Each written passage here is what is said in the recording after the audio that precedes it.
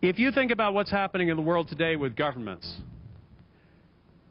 particularly national governments, but not exclusively, governments are generally speaking losing their ability to intervene on behalf of their constituents. The powers of government are being parceled out to international organizations like the UN and the WTO, World Trade Organization, to international markets like bond currency and stock markets.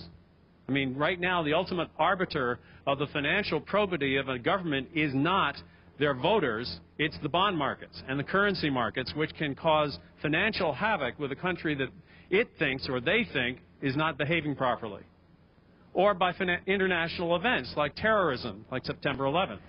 So the net result is that governments are able to do less at a period of time where their constituents are feeling more anxious about what's going on in an increasingly uncertain world and demanding that the governments do more. So governments are caught in this weird situation where they're expected to do more and are actually able to do less. When somebody is in that sort of position, they behave often irrationally. Now, I'm not trying to imply that any of our governments ever behave irrationally. But it would certainly explain quite a lot, wouldn't it? But what it also means is that they like to find scapegoats, somebody else to blame when things go wrong.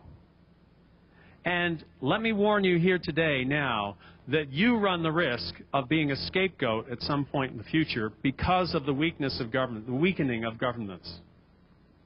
And you had better be prepared for that. In fact, you had better be expecting that.